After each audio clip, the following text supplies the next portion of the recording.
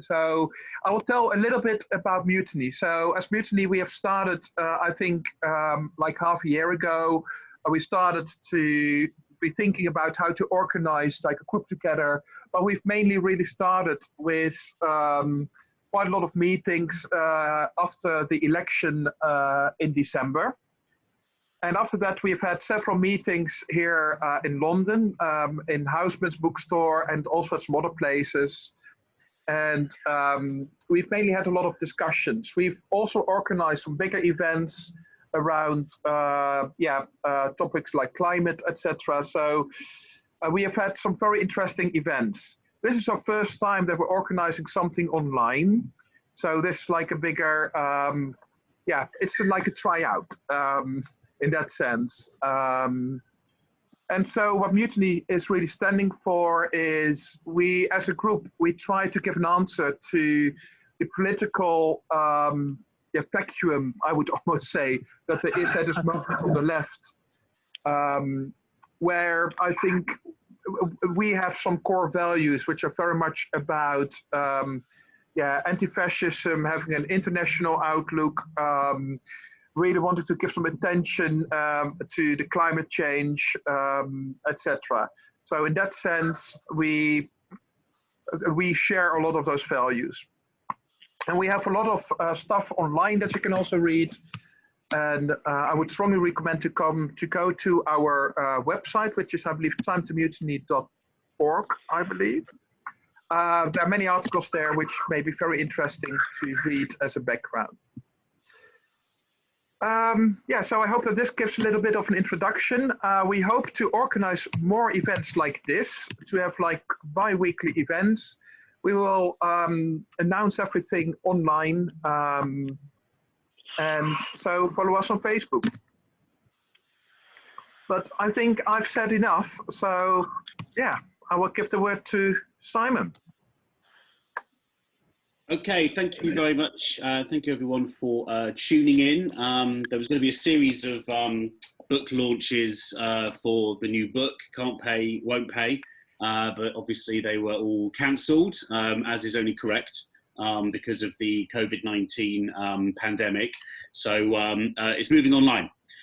So what I'm going to do is I'm going to kind of give you a history of the poll tax, what it was, why the Tories thought it was a good idea, what the opposition to it was, some of the resistance, and then some of the lessons for today. So hopefully that will produce a lot of things that we can kind of debate and talk about afterwards. So I'm just going to start off with the poll tax wasn't actually called the poll tax officially, it was called the community charge. And it's all kind of based in the murky world of local government finance, which lots of people find quite boring and tedious, but I find fascinating because I find local government fascinating because I'm a bit of a geek like that. But the poll tax community charge policy, we have to really understand it as the culmination of the whole Thatcherite project in the 1980s. Thatcher hated really two key institutions of the left, the trade unions and local government.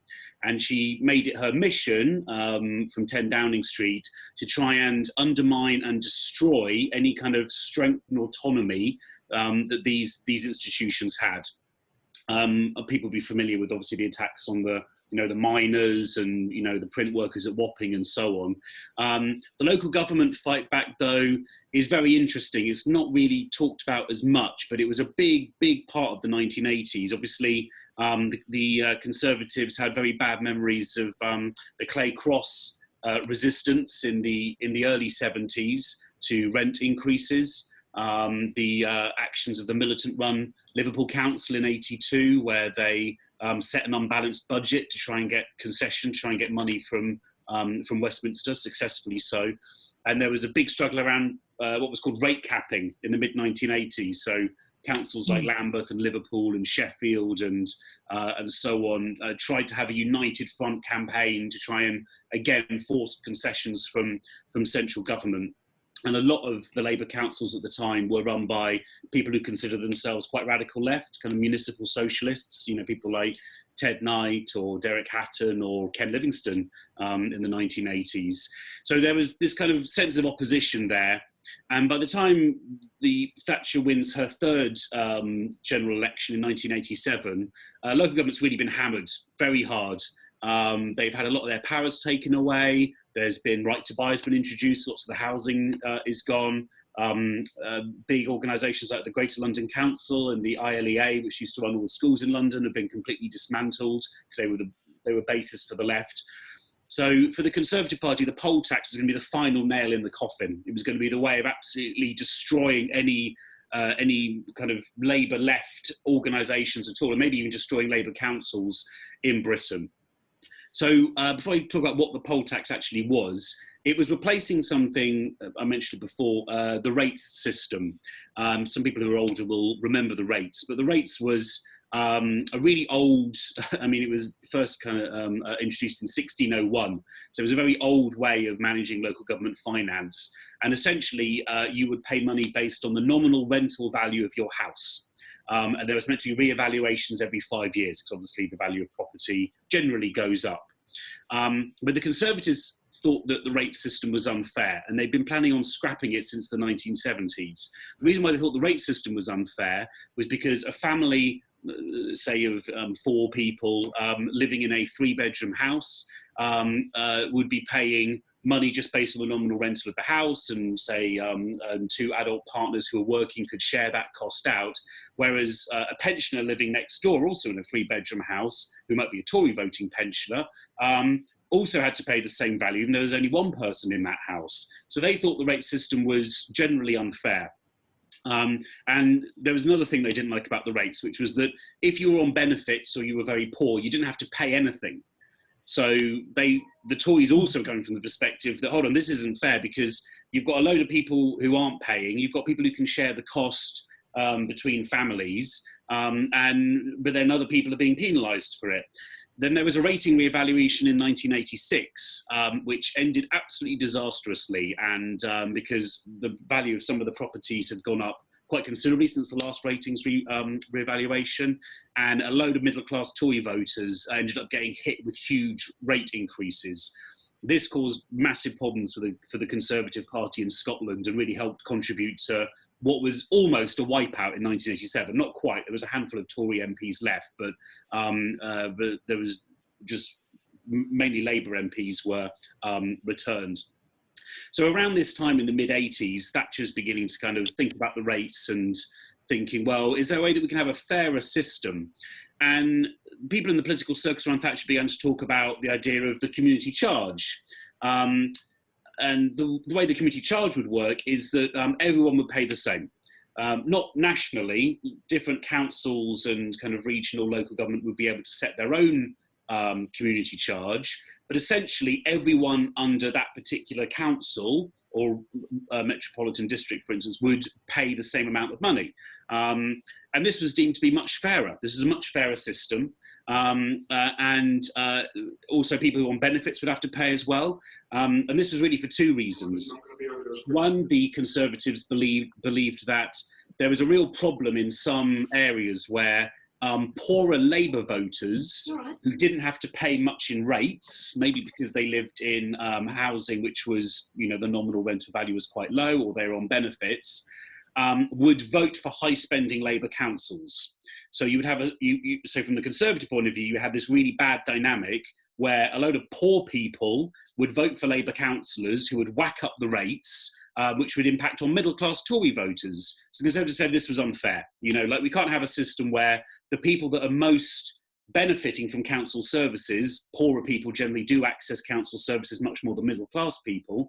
But you can't have poorer people basically holding a gun to the head of middle-class people and keep on returning really high-spending Labour councils. And this was all bound up in the 80s with this whole argument that local government was profligate, Labour councils were wasting money on lesbian self-defence squads and, banning people from singing Bar Bar Black Sheep in primary schools. There was this whole argument around local government was run by the loony left, it was spending too much money and so on.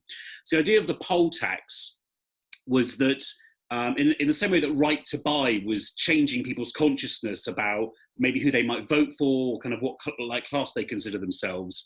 The idea was that the poll tax would encourage people to vote for low-spending Tory councils. So if you're faced with a poll tax bill, which is quite high, you'll think, well, I blame my local councillors. It's the Labour Party. They're spending too much money. So what we're going to do is vote for Tory councillors instead, and then my poll tax bill will go down. So it was designed to kind of encourage, like, to do behaviour modification for people in order to return Tory councils. So that was like a big, kind of push. And then obviously, if the Labour councils didn't reduce the money they were spending, then they would be punished at the ballot box. So that was the idea in principle. The idea of the poll tax was first raised in 1982. So there was a series of government civil service kind of reviews into local government finance, and in 1982 the civil service first kind of put the idea of a poll tax into a paper, but only to kind of knock it and say that it wouldn't work. Well, there was one civil servant who famously said, try collecting that in Brixton. And by that, he was referring to the Brixton riots that just happened in 81. And there was this kind of view in the political establishment that there were some parts of the country where the urban environment was quite lawless. And so, the idea of trying to get everyone to pay hugely expensive poll tax was just not going to work. But between 82 and 85, 86, obviously you've got the defeat of the miners. Thatcher's in the run-up to winning her third general election victory. So there's this real sense of hubris. There's this real sense from Thatcher that actually they can push ahead with it. There was one very serious mistake they made at the beginning, though. They were considering the poll tax and how to make it work. And the original proposal was something called dual running.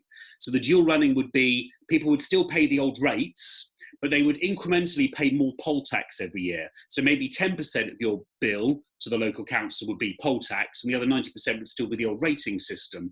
And the idea was to introduce this initially in Scotland. And the reason why they wanted to introduce it in Scotland was because, the rates revaluation that had just happened, and the Scottish Tories were very annoyed with Westminster about that. So they were trying to throw the Scottish Conservatives a bone by introducing it there. The idea was that, so you'd introduce it in 1989, and then slowly every year up until 1999, you would increase the amount of poll tax that was being spent until eventually your entire local government bill would be poll tax. So that was the original proposal, this kind of dual running thing. But because of the severity of the Scottish wipeout in the 87 election, there was a lot of grief coming from north of the border, and Margaret Thatcher and Nicholas Ridley, who at the time was one of her allies in the cabinet and who was responsible for the poll tax, decided, actually, let's scrap the dual running thing. Let's just introduce it all in one go, one big bang. Let's, kind of pull the plaster off and just get it over and done with. And that was really the first very serious mistake that they made, because they underestimated just how significant the community fight back would be. So what were the arguments against the poll tax? There was two kind of really key arguments that coming from the left. One was an ethical argument. Essentially, you can tax property, you can tax possessions, you can tax wealth, but you can't really tax people. That's like a tax on existence, sort of it doesn't matter who you are or what you do or how much wealth you have or what you do in your life, but just the idea that you exist as a human being, you're going to have to start paying money for your right to exist. So that was one of the key arguments. But obviously, a lot of people on the left were also putting forward class arguments around it. There was the famous point that a Conservative MP said, not really realising just how bad it would sound. He said, it would only be right for someone who was like a duke in the castle to pay as much as a bin man who lived on a council estate. Those are the kind of language that the Tories used.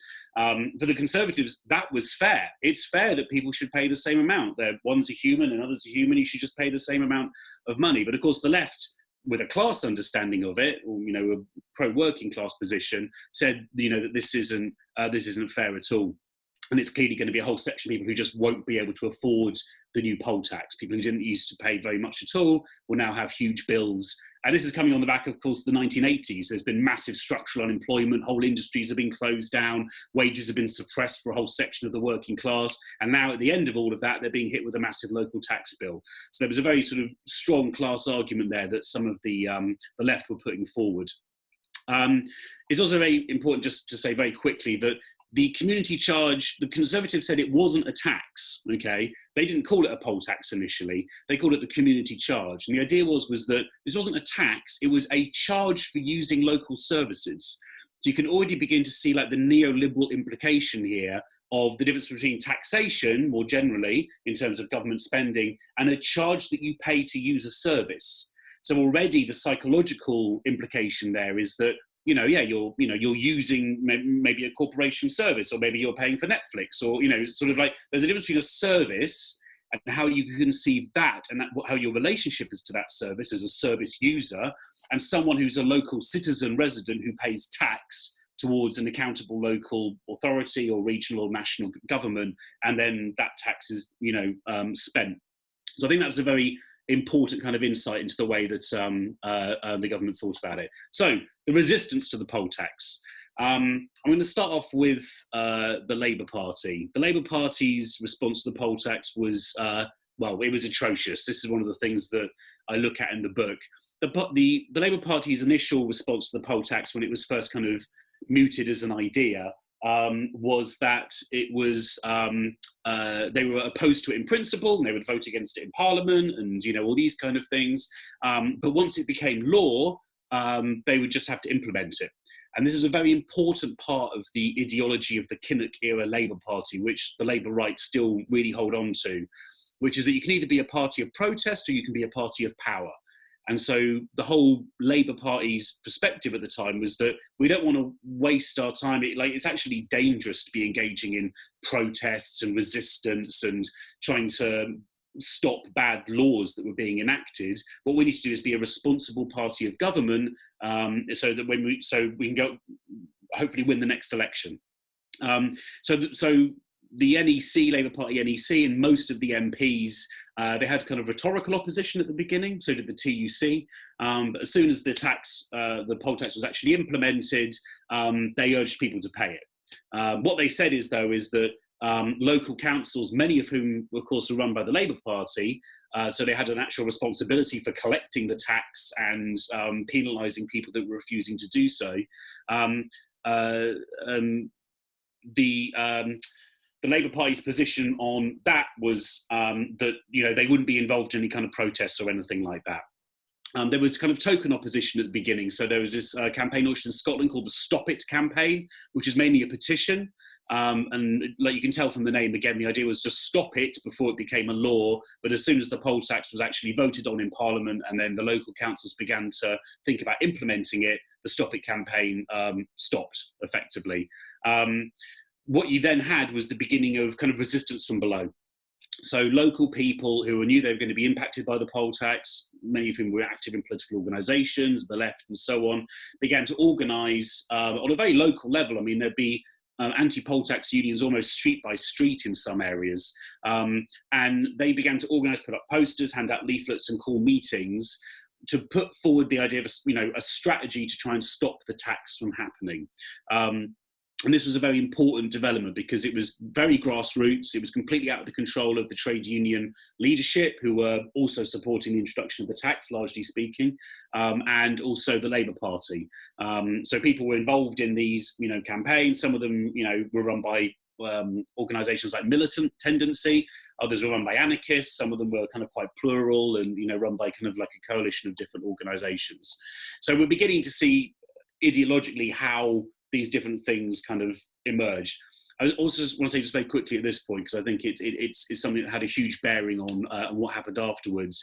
This is also the time when we begin to see the Scottish National Party cast off its tartan Tory sort of criticisms that people had of it, and begin to look more like a left-wing party. So there's a famous by-election in Gowan in the late 80s, where the Labour Party candidate, this is in a safe Labour seat, is absolutely trounced by the SNP, because the Labour Party's official position, and this election campaign was run by Peter Mandelson, by the way, was, we're against the poll tax now, but once it's law, and, you're going to have to pay it.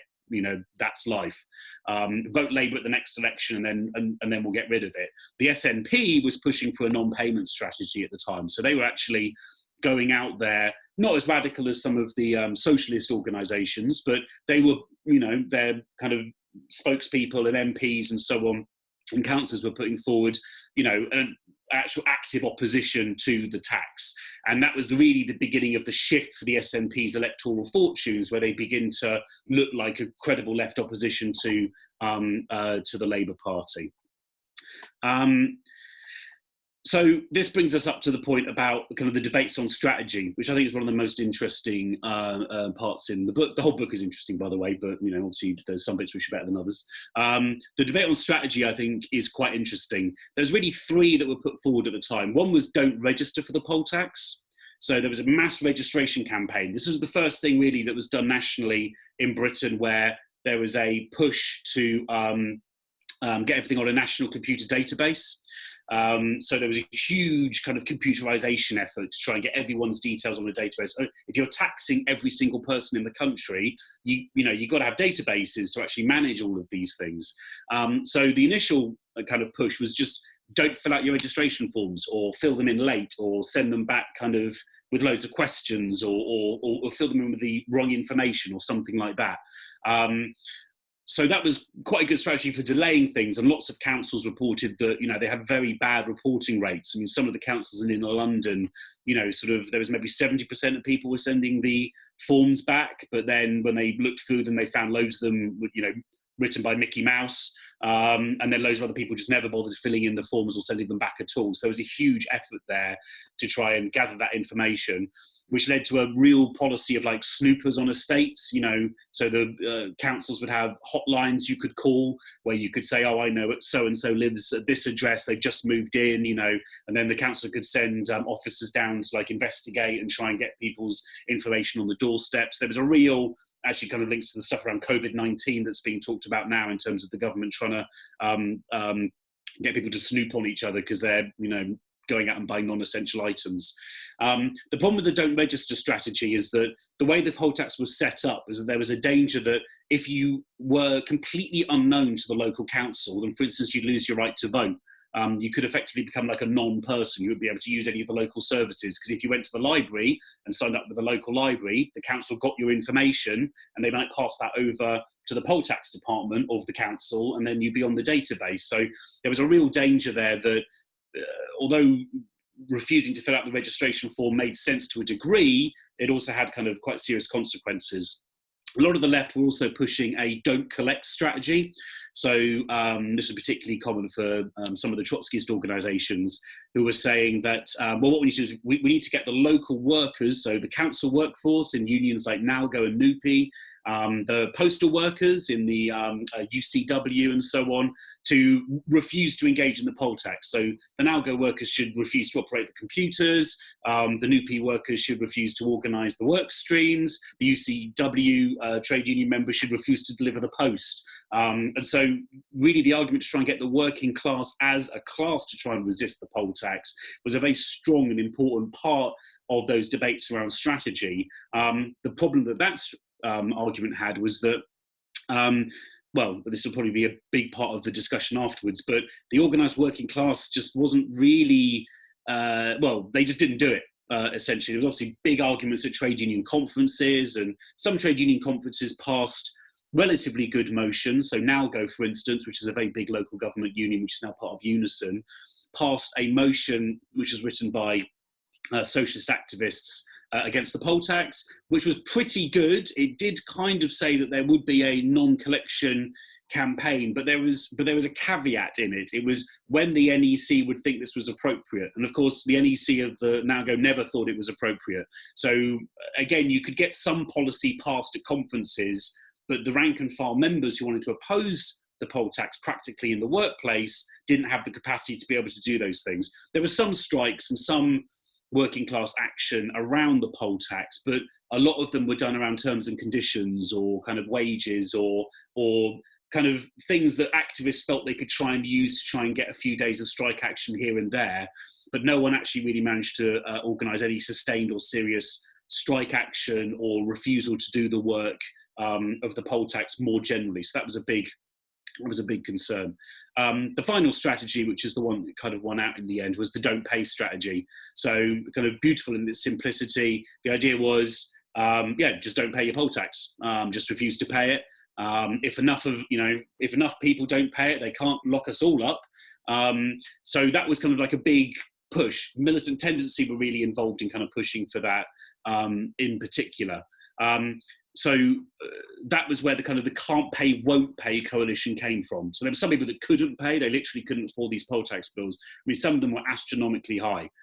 Some of the Conservatives believed that the bills would actually be lower, that the poll tax formula somehow would work out and it would only cost as much as the rates, maybe a little bit more. But in effect, actually, the poll tax bills were absolutely huge, particularly in some of the Labour councils in places like London and Glasgow and places like that. So some people just couldn't afford it, even with all the rebates that you could get. And then there was the won't pay. So those were people that could afford it, but they were opposed to it on principle. That it was a part of a wider movement of solidarity and resistance to an iniquitous government tax, which was deeply regressive and attacking some of the most vulnerable people in society. And this was a coalition that came together between the can't pays and the won't pays. So that was sort of the strategy that kind of won out in the end, although the other strategies were important at different parts in the struggle. But the idea was a mass non-payment campaign. And the organisation that emerged to lead this was the All Britain Anti-Poll Tax Federation. There was other federations and groups as well. They weren't quite as well organised on a national level, largely because the All Britain Anti-Poll Tax Federation had the benefit of Militant were running it at the time, and they had thousands of members kind of in the Labour Party and outside as well, and they had key figures like Tommy Sheridan, who was like a very enigmatic sort of charismatic, maybe enigmatic as well, leader of the movement up in Scotland. So I'm just going to kind of go through these other last bits of resistance before I kind of conclude on some of the big political points. So big protests outside council chambers, very important. Some of them were riots, huge fights with the police. In places like Norwich, the campaigners burst into the town hall, got into the computer room where the poll tax was being organised and smashed everything up. In Nottingham, people dressed as Robin Hood and invaded the council chamber and kind of threw foam pies around the place, although two of them actually got arrested and charged with common assault because one of the Labour councillors complained to the police about it. So there's lots of very creative, some quite radical, violent protests outside council chambers as the poll tax rate was being set. But the main battles of the poll tax movement were against bailiffs and in the courts. So when you were sent your poll tax bill and you refused to pay it, you had kind of 3 months or so. And then after 3 months, you could be taken to court. And then a judge would decide, this person needs to pay their poll tax bill. So at that point, the council could employ bailiffs to go down and what was called poined your goods up in Scotland. So it was, they would kind of look through your window and they could see, oh, he's got this, she's got a TV, that desk looks like it's worth £20 or something like that. And they could begin to value your goods. In Scotland, the sheriffs, so in England and Wales, it's bailiffs, in Scotland, it's sheriffs. In Scotland, the sheriffs actually had the power to go into your house if you weren't there. So it was a big part of the anti-poll tax movement up there was as soon as someone found out that the sheriffs had been called and they were going to come down to someone's house and maybe point their goods, you had to get the phone tree out. You had to call, 20 people on your street or on your estate, and then everyone had to go up there at sort of 7 o'clock in the morning and wait there all day long to have a massive protest outside in case the sheriffs did try and show up. So there's lots of examples in the book where people were, protesting, chasing the sheriffs away, sometimes, some pushing and shoving and so on. But, the battle line was literally on people's doorsteps to try and stop the poll tax from being implemented. In England and Wales, there was also a particular fight around the courts. So people were taken to court, you were summoned. The councils would try and summons kind of 400 or 500 people in a day because so many people were not paying. And the anti-poll tax movement tried to encourage people to go to the court, because if you went to the court, you could speak to the judge, you could challenge it, you could ask questions, you could try and get it delayed or anything like that. And the more people that did that, the more they couldn't deal with the other hundreds of people that hadn't shown up. So there was real delaying tactics of the courts. Anti-poll tax protesters would also go to the courts, sit in the gallery there, shout at the judges, throw things. You know, people would pull fire alarms and, you know, and sort of get the whole courts evacuated. So there was a real sort of, you know, strategy of tension and, you know, trying to frustrate the legal proceedings as well. There's one really great example I've got in the book of one lawyer who was working on behalf of a council who spent the whole morning arguing with one particularly very difficult person that just wouldn't stop talking all the time, and then in the lunch break the lawyer just disappeared, and that was it. So, you know, like there was a real kind of pressure on the legal process to try and frustrate that. Of course, people will be aware of the poll tax riot in March 1990, a huge protest, 250,000 people. The police attacked it, a very violent action by the police there. And again, we have to see this in the context of the urban riots that happened in Tottenham and Liverpool and Bristol and Brixton in the early 1980s, the violence against the miners in the miners' strike, the Wapping dispute, which had just happened. So the police were really, you know, they were tooled up. They were, you know, and they turned up for a fight with people, and a fight is what happened. In the book, of course, I deal with some of the consequences of it. So this was the first central London riot, I think, since the Gordon riots in the 1780s. There've been riots in the kind of areas around central London, but I think this was the first proper riot in Trafalgar Square that had happened on any kind of like mass basis for, you know, a good, you know, like for a long while. The responses to it were very interesting, and they really showed some of the political differences in the movement. So there was a spokesperson from Class War who was speaking on the news afterwards, who said, you know, kind of was praising the rioters and saying, this is great, this is, you know, people fighting back, you know, the police got what, you know, like they got what was coming to them and so on. And the ITV journalist was so shocked with all of this. He was like, well, he had to apologise to the viewers because the kind of things they were hearing were just so scandalous. It was like an outrage or whatever. But there was a real kind of sense that this was like a cathartic moment of just almost revenge, resistance against, you know, the Thatcherite state and the police and all of the damage and pain that they'd inflicted over the last decade. Then there was then there was a response from groups like some of the militant spokespeople who, you know, said that they were very upset with the rioting, and they blamed the violence on the police, but they also thought that there was some anarchist troublemakers who'd infiltrated the demonstration and were causing trouble. There'd been maybe agent provocateurs or something like that. So there was two militant spokespeople at the time famously said, you know, there'd be an investigation, they would name names to the police. They actually didn't do that, but you could see that there was kind of anger from militant because they'd organised this mass demonstration. They wanted it to be a kind of like a pretty, you know, standard Labour movement demonstration with banners and placards and a big rally at the end, which Tony Benn and Jeremy Corbyn and people like that were meant to be speaking at. And it was all disrupted by this massive fight with the police. And there was this kind of view that working class people might see the footage on the TV and be alienated by it. You know, they might think that this was just, you know, like a bunch of radicals or something like that. So there was lots of kind of very different responses to the riot. The mass movement of non-payment, 17 million people either didn't pay the tax or only paid it partially, and the poll tax collapsed. By late 1990, it had become untenable for Thatcher. She had to resign, and the mass non-payment campaign just really sunk the flagship policy of her government, and kind of like it ended in disgrace. So that's kind of, it's obviously the very brief history of, you know, the whole thing which I've gone through. There's loads of really great examples of resistance and kind of protest and so on.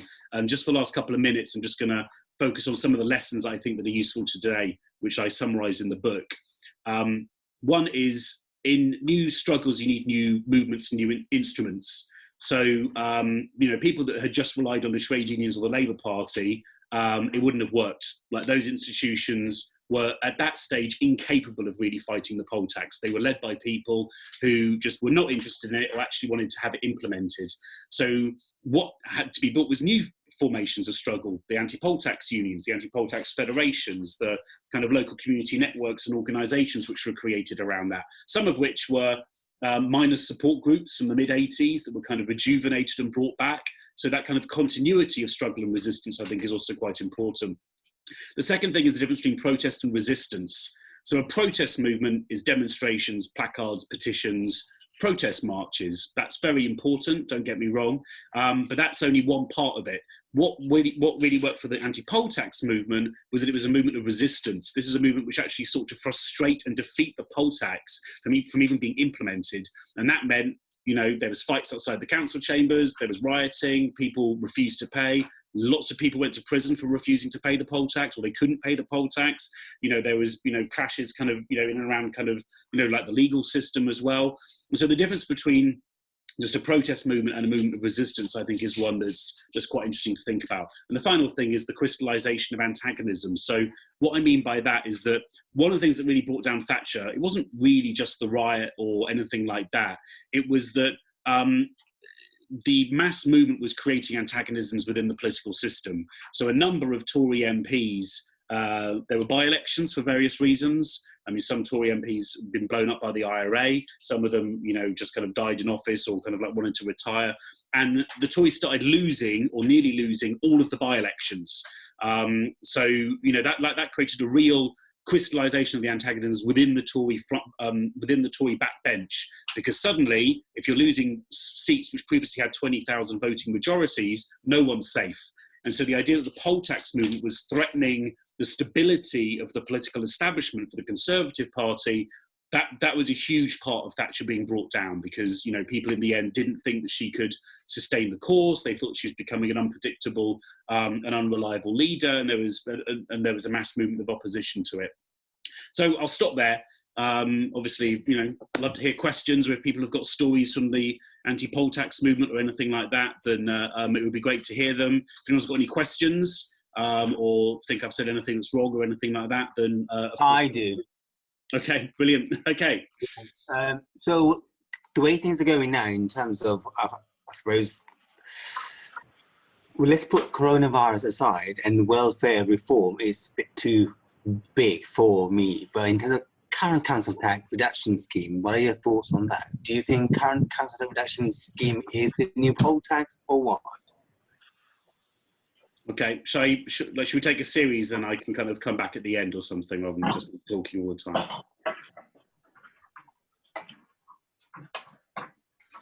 Hello, can you hear me? Yes. Yeah, just an observation, really. I mean, I lived through that period, and there was a lot of stuff going, which is quite interesting to look at today. A lot of developments, such as, I mean, I can't remember, in the mid-'80s, you got this sort of hippie convoy peace thing, Battle of the Beanfield and so on. There was a lot of kind of burgeoning, kind of new, non-aligned sort of movements. And I think a lot of those people actually got involved in the poll tax sort of protests as well. There was a kind of, you know, the Tories were really locking stuff down. The police were on the streets, and there was a kind of, I think it was getting a rave culture as well, if I remember rightly. And and the other observation I'd make, I think, is that the kind of equivalent today is perhaps universal credit. It's kind of similar in some ways. That the Tories are really pushing something very, very unpopular. But of course, the reaction is not the same. Anyway, just that observation is all I've got to say, really.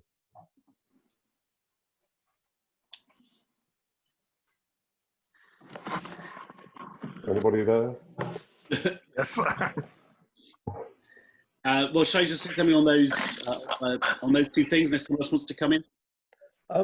Yeah, spotting the bigger question, I guess, really is, why do you think, what were the ingredients that were in place 30 years ago that made resistance to the poll tax winnable, in the way that, you know, somebody just asked a question, referred to universal credit, where something like that hasn't had the same catalytic effect? Yeah. What's different now, and what needs to change in order for those social movements like that around such bread and butter issues to actually have such a transformative effect? Okay, yeah. So just on those three things, I think that I mean, one on the council tax.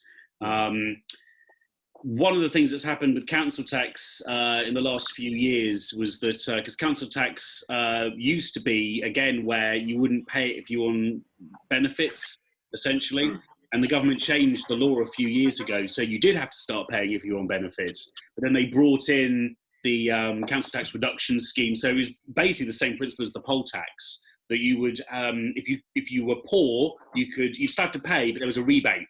You still have to pay something.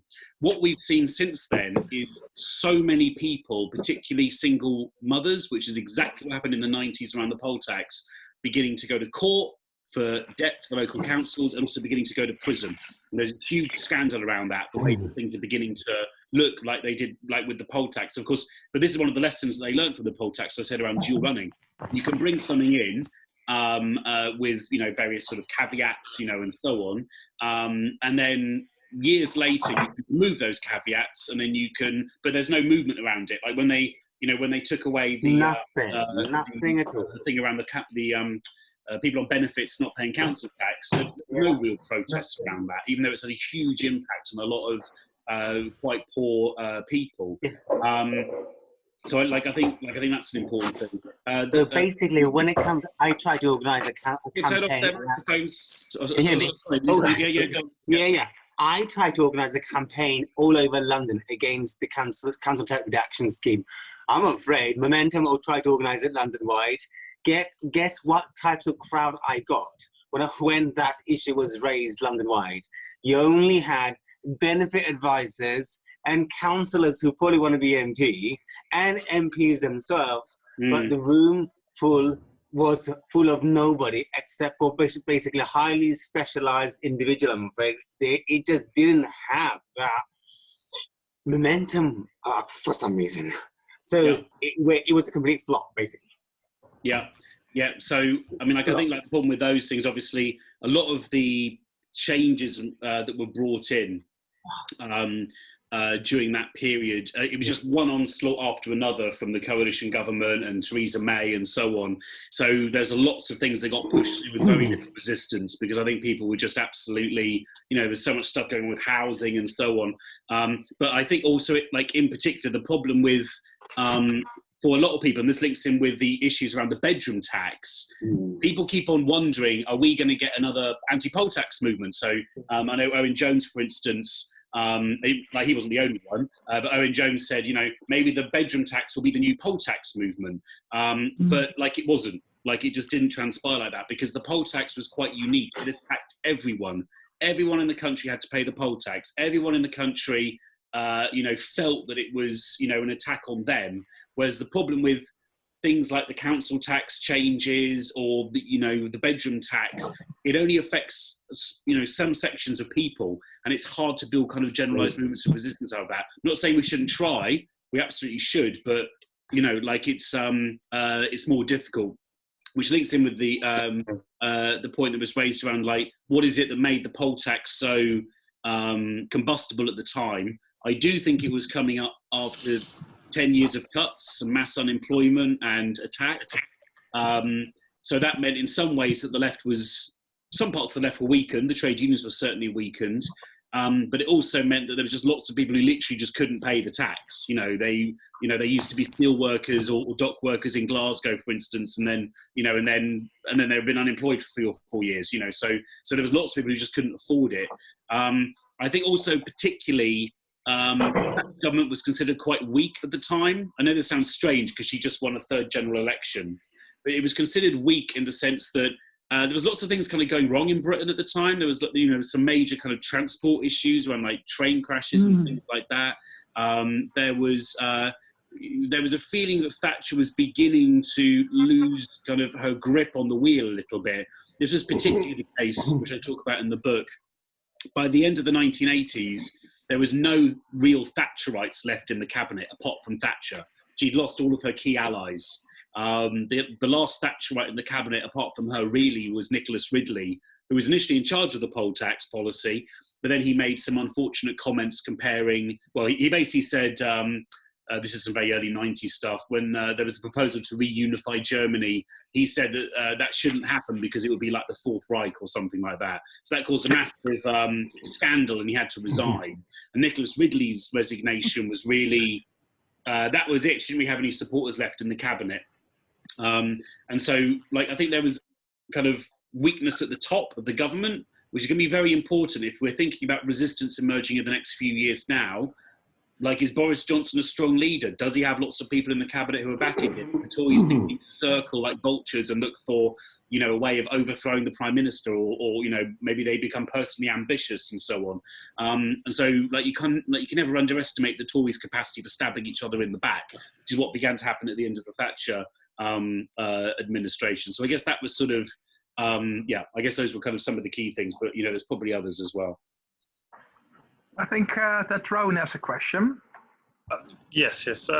This might be a bit, sorry, let me just lower the hand. This might be a bit broad, certainly broader than the book, and I'm definitely looking forward to reading it and thoroughly enjoyed the talk.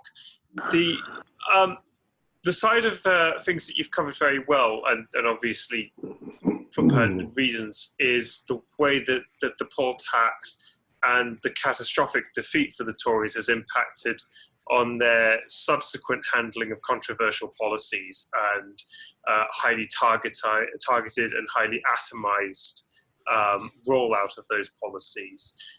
And that might have something to do with the reason why today, as COVID-19 approaches, the Tories are taking what many regard as a quite generous approach, certainly generous by Tory standards, in terms of patching up some of the social, the immediate social catastrophe, which we'll probably see collapse very quickly.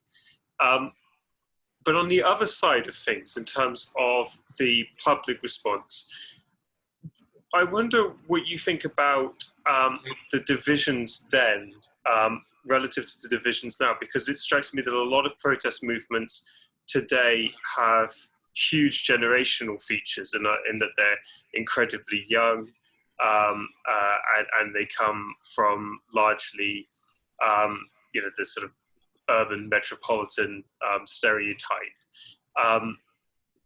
And I was wondering if that was in any way reflected during the poll tax resistance, whether there are signs in those differences, the distinctions between the ability to knit support across different groups, about the level of alienation and atomization we currently face, and whether that plays into the broader problems we currently have.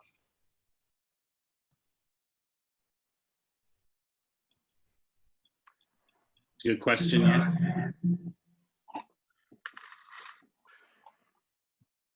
Do you want to first get some more questions from others, Simon? Yeah, if there's any comments or anything as well, like that'd be quite good. Okay, because I think that Neil has also raised his hand.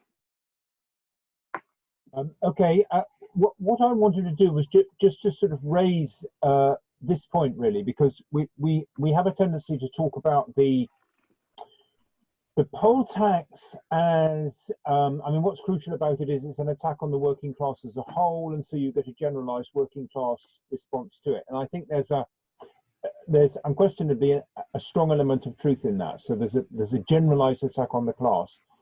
What's also true, though, is that an awful lot of the people who joined the revolt were not massively damaged, and in some cases may even have been slightly better off. But what you got was very large numbers of people who were coming into the struggle because they were in solidarity with those sections of the class who were going to be disadvantaged by it. So we've got to be careful that we don't say it's all about the ruling class launching a generalized attack on absolutely everybody. And generally speaking, that's not how the class struggle develops. So think about the way in which things developed in the late 60s and the early 70s. What you had then is you had a series of different struggles with different sections of the class coming into activity. I mean, you go right back to the civil rights movement, which is the kind of root of it in a way in the late 50s, the early 60s. That feeds into the growth of the anti-war movement against the Vietnam War. You get the emergence in the late 60s of the women's movement and the Gay Liberation Front.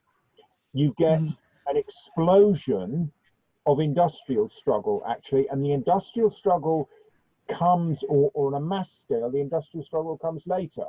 I mean, in Britain, it peaks in 1972 and 1974, and it's at an absolutely massive level. The point I think I'm making is that where you have a class that is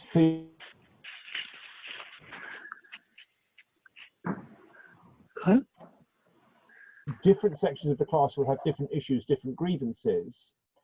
But if the general level of struggle is rising and the general level of confidence, therefore, is increasing, what you can get is a series of different sections of people moving into action in response to what, in a way, is you have a kind of vanguard, really, a vanguard of the class. That section of the class that goes into action first sets an example.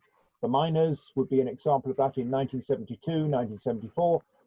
The miners break through, they smash the Tory pay policy, and then you get a whole series of other sections of workers coming into action, including, in the mid to late 1970s, workers who have previously not been organised at all. I mean, the Grunwick dispute, for example, in 1977, is workers trying to build a union in a sweatshop in northwest London. What gives those Asian women, as they mainly were, the confidence to come into action in 1976, 77? It's the fact that the class as a whole is on the offensive and the class is winning victories.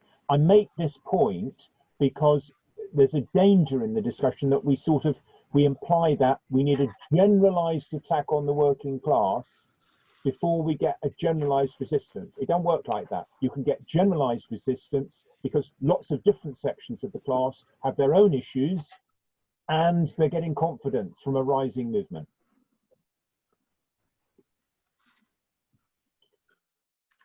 Thank you, Neil. Simon? I was just Rowan, if you could just kind of summarize his question again for me, because like I wanted to kind of get what the actual kind of thing was. So yeah, sorry, I was a bit sort of all over the place, but basically, sort of the flip side to what the government has learned, and how that response has limited future controversies like this. By atomizing the targeting, looking at the potential atomization and being attacked by future controversial policies. So whether or not the reason why protests have been muted subsequently is because, sorry, there's a lot of noise outside. I just realised it's the clapping for the NHS. We'll.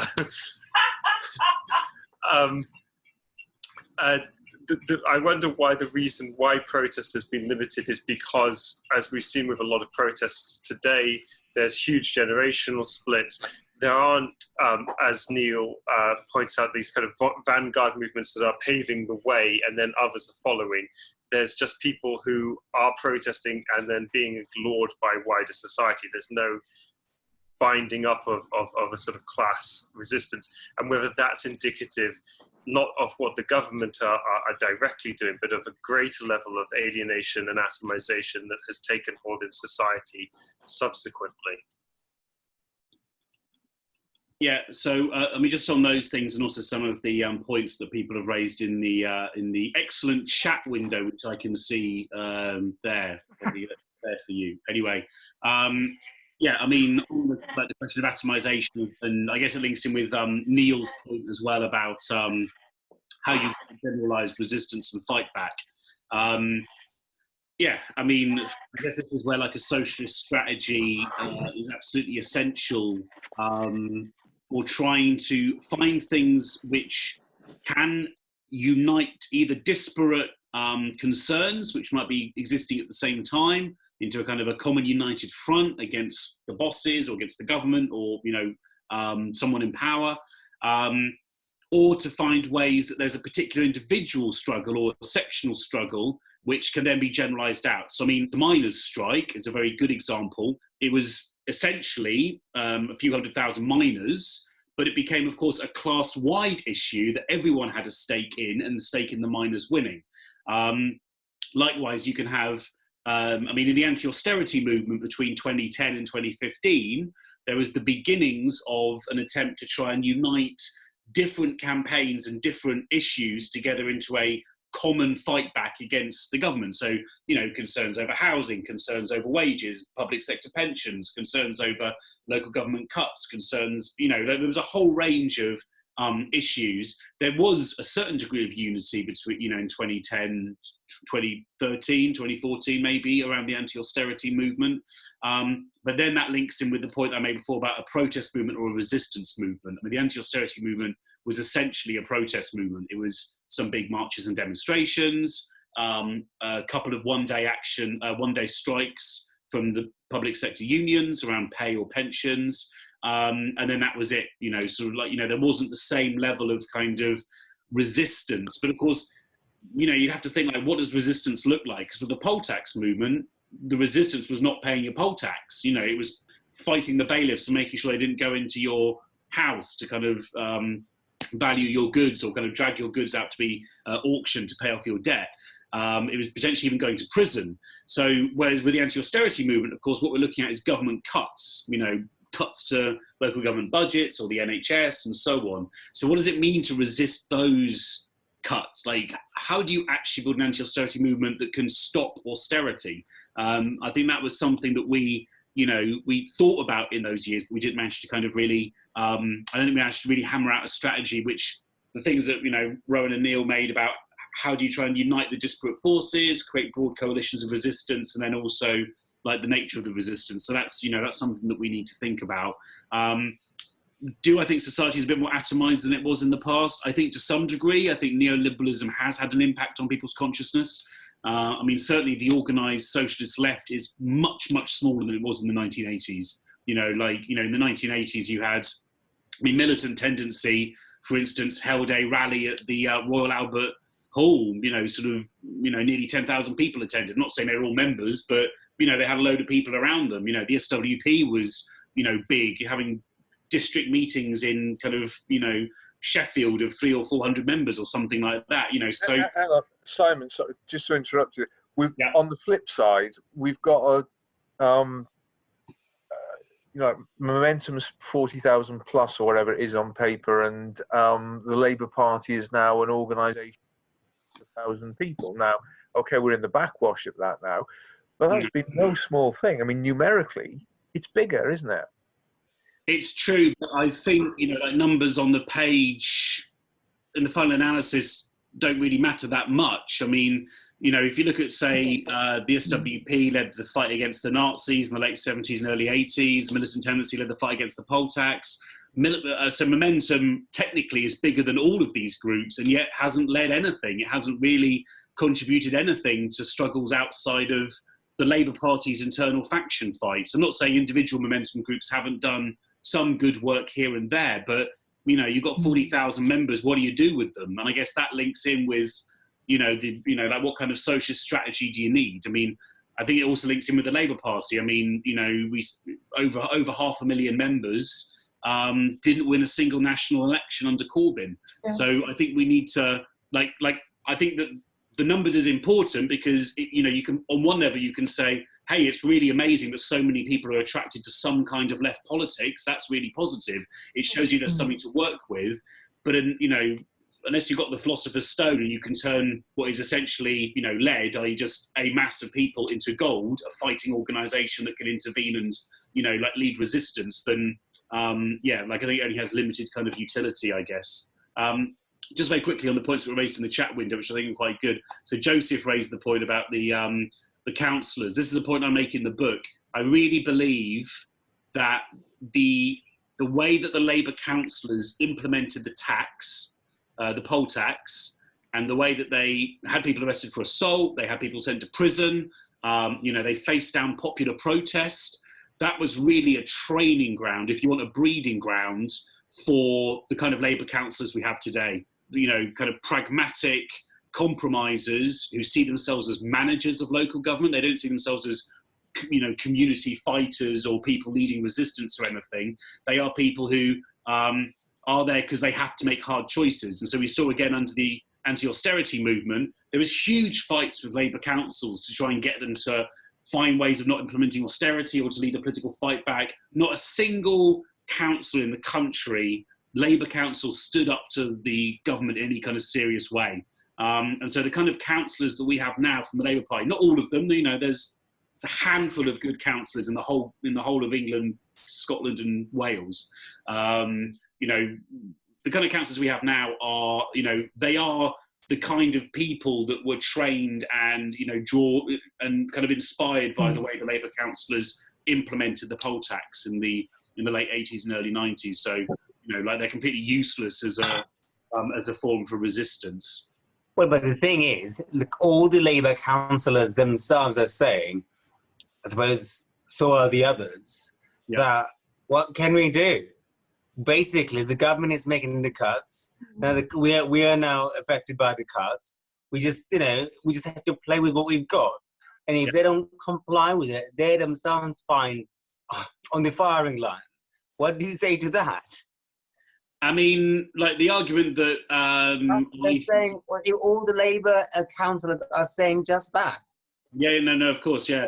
But I mean, I think the problem is that, you know, what you need to do is build a political movement amongst the councillors. For instance, because Labour councillors keep on saying, for instance, we can't pass unbalanced budgets. We can't pass people's needs budgets. You know, if we have our money cut from central government, we need to pass on the cuts. Like, that's just all that we could do. We don't have any political options. But there's no attempt to build any sort of united fight back across the councils. If, for instance, this is the point that, you know, that I've made with Labour councillors, if 25, 30 Labour councillors in the councils in the country all passed no cuts budgets at the same time, that would cause a constitutional crisis. I mean, is central government really going to come in and take over all 25, 30 councils? And if they did, I mean, that would be a huge fight back, or a potential for a huge fight back from the local community. You know, that could really be sort of, the Tory government is taking away our elected representatives and they're imposing these mandarins from Westminster who are just passing on all these cuts. So, but the Labour councillors had zero interest whatsoever in any political fight. In the 1980s with the poll tax, some did try and fight back. They would, you know, pass motions, or they would try and not fund the poll tax computer. So in Lambeth, they had to spend £2 million on a poll tax computer. Big fight in the council over whether to, you know, spend the money on it or not. But and some councillors were threatened with suspension from the Labour Party for opposing it. So those are only small things, but there was at least some councillors in the 80s who were willing to try and stand up to central government. But then by the time you get to 2010, there's not a single councillor really in the country who's really willing to stick their head up above the firing line. There was some notable individuals. I agree. And those who did do it, let's say a couple may have done in Haringey or something, you saw what happened to them. Suspended, potentially facing expulsion. And a lot of them are too afraid to put their neck down the line. They can't do it. And the movement isn't there to back them either. Well, like, I think there was a movement between 2010 and 2012-13. There was in Lambeth, where I work, there was big protests outside the council chamber, a bit like there was with the poll tax. I mean, the poll tax movement was much bigger, but there was some protests outside the council chamber. But yeah, I mean, I just think that the quality of your average Labour councillor these days, they're just, you know, they're not really up for a fight. Rather get. I mean, in parts of London, you know, Radical, you know, came through in Momentum. Yes, we are the ones that we will change the face of the Labour group. When they went in, they were all cushy themselves. Yeah. Well, there you go. You can read more about that in my last book, A Party with Socialists in It, about how people get elected as Labour Party politicians and then move to the right. The other thing I was going to say very quickly is that a part Martin Franklin made about the press and even calling it the poll tax. I think that was very important. There was a huge fight at the beginning of the poll tax over what we would say today the narrative. So the Tory government wanted people to blame Labour councils for the high taxes. They wanted, so like in Lambeth, the poll tax came in at £550 per person, high spending Labour council. In the neighbouring borough, Wandsworth, the poll tax was zero. Yeah, because the Tory council there had cut so much the services that they could set the poll tax at almost nothing. The Tory propaganda was like, hey, look at Tory Wandsworth compared to Labour Lambeth. Look at this. If you could have a poll tax bill of zero if you lived in Wandsworth, but in Lambeth, you're £550 per person. It's ridiculous. So that was the attempt. But Michael Heseltine actually called it right. Michael Heseltine opposed the poll tax from the beginning, and he was one of the architects of kind of helping to bring it down. Michael Heseltine, I'm not going to praise him for anything else, by the way, I'm just going to praise him for that. Michael Heseltine said that but people won't blame the Labour councils, they'll blame the Tory government, they'll call it the Tory tax, that's what they'll call it. And he was right. I mean, there was protests outside the Labour councils, but people didn't really blame the Labour councillors. They kind of angry that they didn't fight it more, but they knew it was coming from central government. The rage was directed clearly against the Conservatives there. And I mean, even the battle over calling it the poll tax, that was so important because, the Tories wanted to call it the community charge, pretty neutral name, although as I said in my talk, it's quite an ideological concept. Charge for local services rather than taxes, but the almost from day one there was journalists calling it the poll tax, Labour politicians were calling it the poll tax, people were calling it the poll tax, and I think it was in maybe March 1988 before it was even implemented. Margaret Thatcher accidentally called it the poll tax when she was in Parliament. At Prime Minister's Question Time, and of course that made all the Labour MPs go, whatever. That was a huge ideological victory because it meant that even Thatcher was calling it the poll tax, and then once you call it the poll tax, you can link it to the poll tax movement in the 1300s. You can have a real class argument around what it means to tax people and not wealth. So that was a huge kind of political battle that had to be fought, and to make sure that the Tories were blamed and not the Labour councils. Simon, I think that Dan has a question or a comment because Dan has had his hand up for a while. Okay, sorry, Dan. No, not at all. It's very interesting. Thanks, Simon. It's a really interesting talk. I was just following on from what people were saying about the fight back, or in the here and now, lack of a fight back of Labour councillors. And I actually think that it's worse than just saying that the councillors won't fight back. I mean, under Corbyn, a motion was passed at National Conference to say that it was against Labour Party rules to set a deficit budget. And that was never reversed at subsequent conferences when the left had a bigger majority at those conferences, and obviously that could have been reversed. And in fact, it wasn't even really talked about.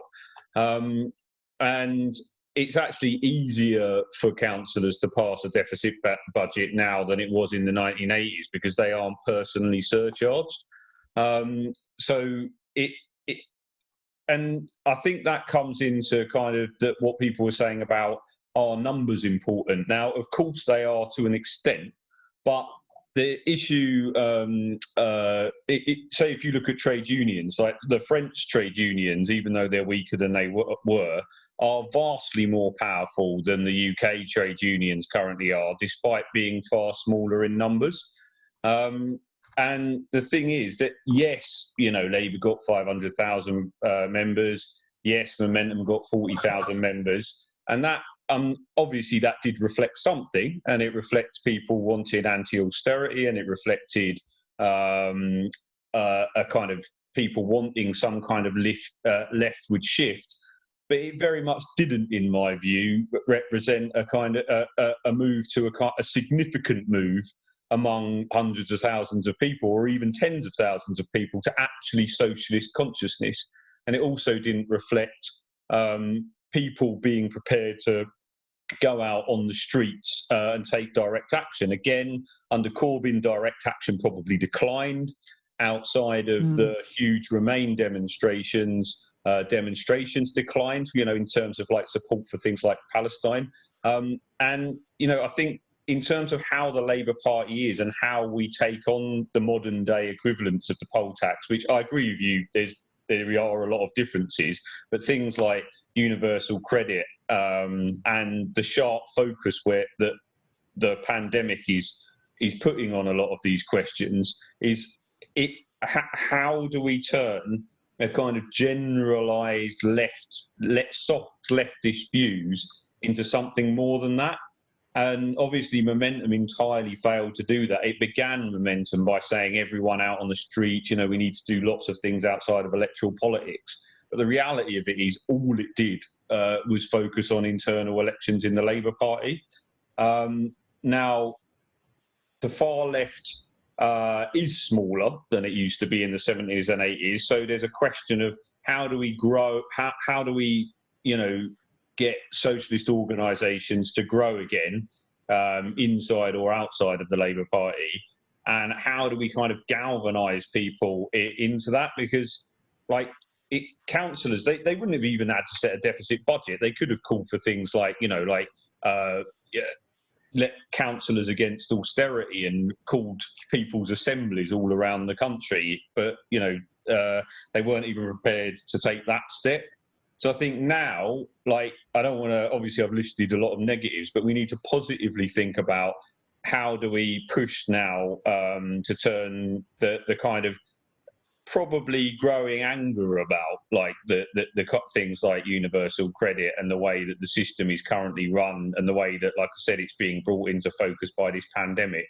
How do we start mobilising people? And I would say, we probably do need to call, at least attempt to call, mass meetings and summits and things, and do the groundwork that they did for the poll tax campaign. Because the poll tax campaign didn't come out of nowhere. It took a lot of people putting in a lot of hard work.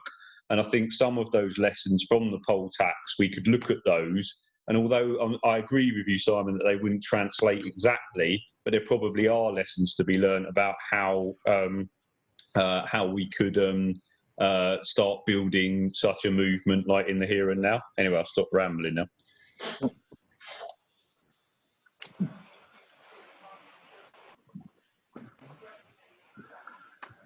I also think then that you have some very good points there.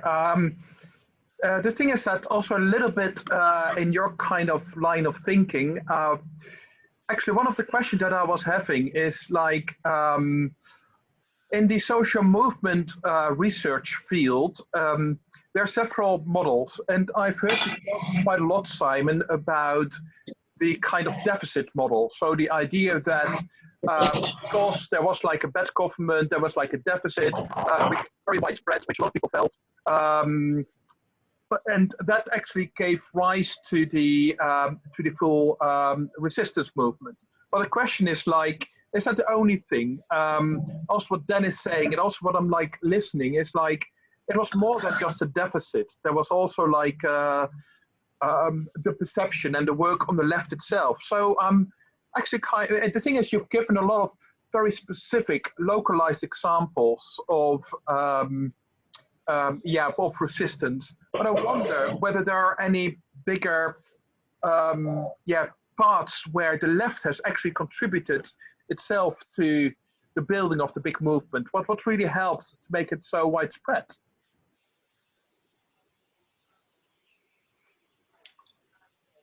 Is that last question specifically about the poll tax, or is it kind of more about social movements in general? So this question is now particular about the poll tax. The thing is, I know in general, I'm very much aware of what literature is saying, how a lot of different factors interact, etc., quite often.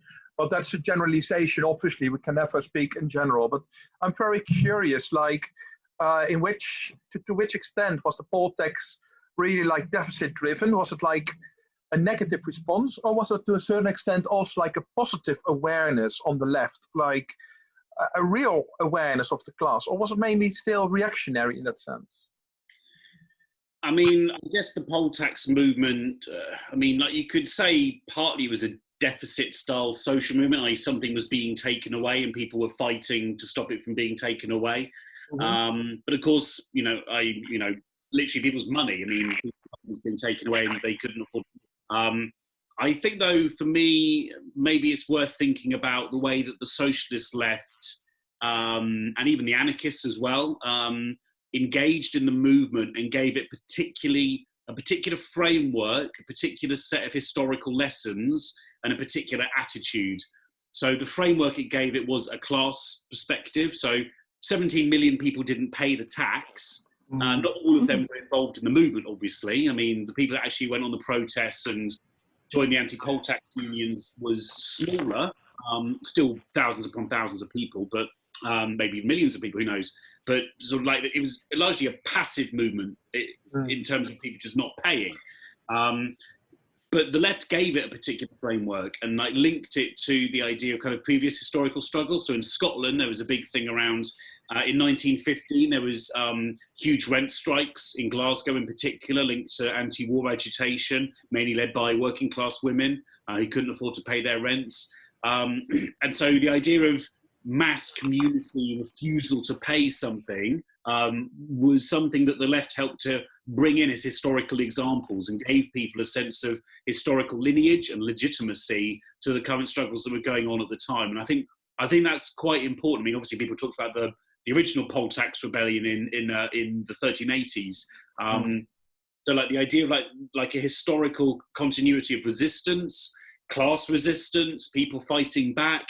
I think that's very important, you know, to like take it out of just, this is just me specifically now saying no to something and linking in with a wider set of struggles. I think the left also radicalized it, you know, like if you're a socialist and you have an anti-systemic view of society, you know, it's not that you just don't like this government or you don't trust this or that politician. It's that you are critical of the entire class system in which we live. The poll tax at the time was the most egregious and violent form of that class inequality and class warfare against from the poor. And so to take that the view which is critical of the entire system adds an extra sense of radicalism to the protest. So it's not just kind of a liberal protest movement against a particular policy. It potentially becomes a fight against, you know, the entire world order, the entire way that, you know, these things are, you know, happening, why they're happening, who's behind them, and so on. There was a problem for the anti-poll tax movement, which is one of the things I address in the book. Very radical, brought down Thatcher, stopped the poll tax. I mean, probably the last time that there was a mass movement in Britain which actually won a significant reform or victory against the government. So, you know, we're going back 30 years now, unfortunately, which kind of, again, links the point Rowan and other people made about consciousness and how radical people feel or how confident people feel about things. But it was a movement that once it had won, and John Major, who replaced Margaret Thatcher, people remember back then, John Major announced the poll tax was being scrapped, brought in Michael Heseltine, who'd always opposed the tax, to come up with the alternative, which he did, which is the council tax we have now.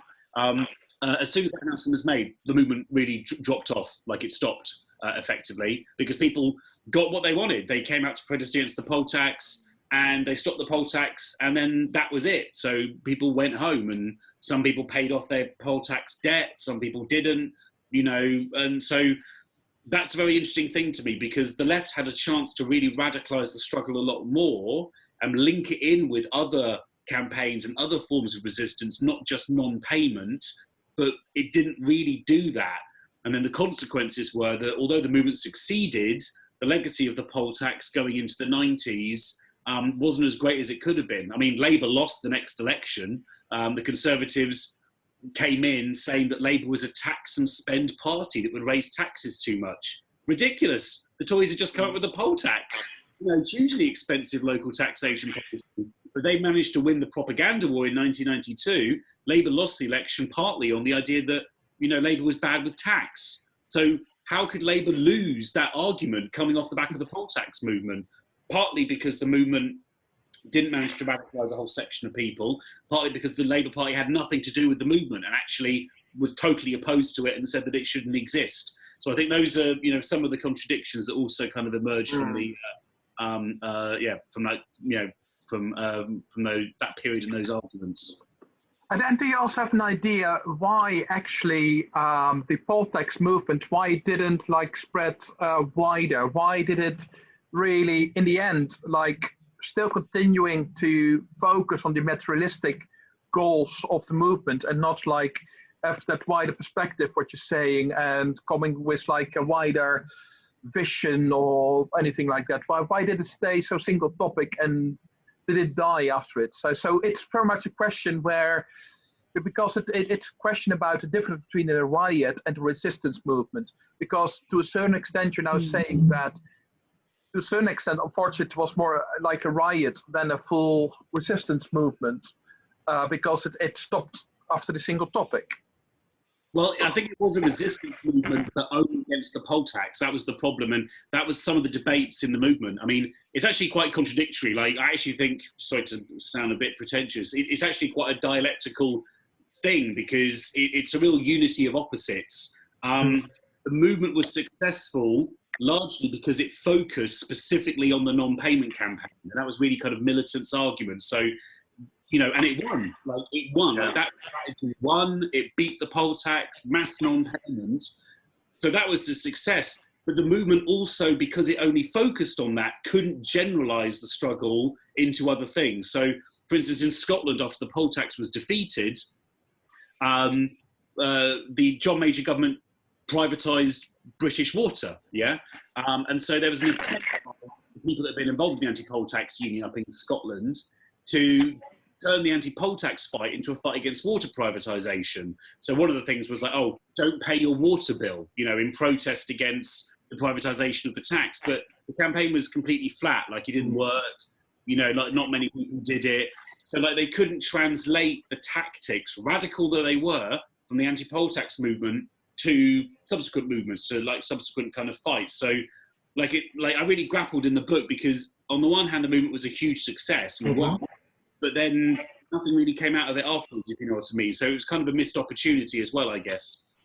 Yeah, but because in that sense, I'm very intrigued by it, because I know that you've been talking before about the question, how can we really build like a resistance movement instead of only focusing on like one particular topic or one particular riot? And so I'm actually wondering, what type of lessons could we learn from those experiences, from the poll tax, how we can actually build like a wider movement which could possibly really win?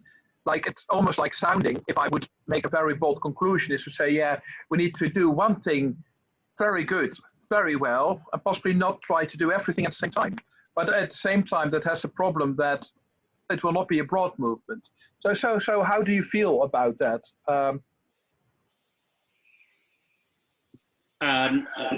So other people have got views as well, but I mean, just my 2 pence on it. I think that what the poll tax was a rupture. I mean, it was a particularly bad policy at a particularly difficult time, which created absolute crisis within British politics. It was largely a crisis of the government's own making.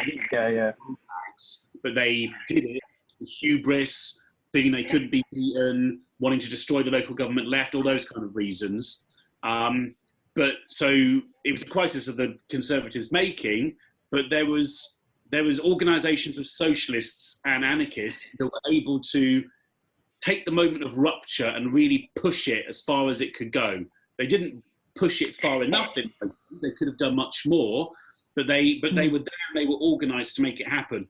I think one of the dangers is that people look at the poll tax and they go, hey, great, community organising. People were organised on a street-by-street basis and, you know, whatever. It's like, yes, but people weren't just doing that. Like, there was an actual reason to do it. There was a thing. There was something happening that was affecting everyone, or affecting a large number of people in like all over the country. So like, it wasn't just that the left just made it happen. They were responding to a particular crisis within the British political economic, social system, and then managed to consolidate a movement around it, which they managed to win. So for me, one of the lessons is that, I'm not saying, sorry if there's anyone here who's used to be militant tendency in the 80s and 90s, I'm not saying we need another militant tendency, but certainly I think if you don't have those socialists that are organised and working together and able to seize the moment of rupture and push it to its logical conclusions, then you won't see a movement like the poll tax again. Like, I think that's the, that's the crucial subjective factor. Dewey made the point earlier about momentum. If something like the poll tax was to happen again, not exactly like the poll tax, but some crisis within the system. I mean, COVID-19 might, or the world coming, oncoming world recession might lead to a huge structural crisis within the system. Is momentum going to be the organisation that can really push that contradiction to its logical, maybe even revolutionary contradiction? I'm not sure it is. So I think we need to think about, other organisations, new way, new organisations that could emerge, like new alliances and coalitions, which can really do that. I'll stop there. Thanks.